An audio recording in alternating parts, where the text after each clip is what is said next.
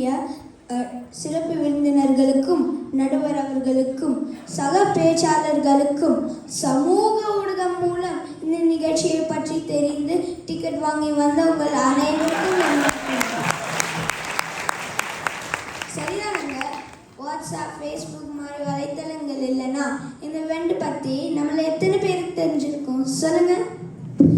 ஐயா, முன்பெல்லாம் மனுஷன் வாழ்றதுக்கு உணவு, உடை, தங்குமிடம் போதுமானதாக இருந்தது.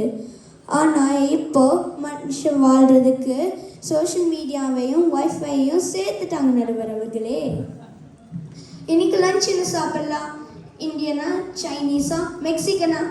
யூடியூப்பை திறந்தா அத்தான ரெசிபியும் செய்ய தெரிஞ்சுக்கலாம். யூடியூப் மட்டும் இல்லை, எங்கள் வீட்டில் தினமும் ஒரே வெரைட்டி தான், உப்மா. நல்ல வேலை. உங்க வீட்லயுமா? ஆமாங்க ஐயா.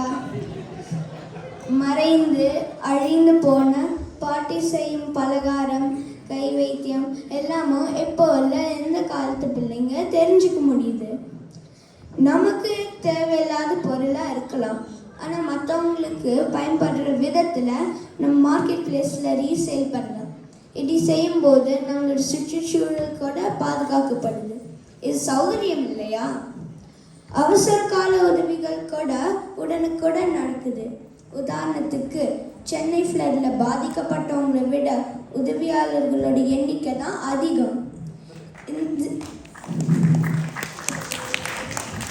இந்த சோஷியல் மீடியா மூலம் நீங்கள் நல்ல விஷயங்களை எடுத்து கூறி சமுதாயத்துக்கு ஒரு வழிகாட்டியாக கூட இருக்கலாம். இதனால் சோஷியல் மீடியா நம்ம எல்லோரு வாழ்க்கையிலையும் ஒரு நண்பனை போல இடம் பிடிச்சிருச்சு. நம்ம மகிழ்ச்சியோட வாழ சோஷியல் மீடியா உதவுகிறது என்று கூறி விடைபெறுகிறேன்.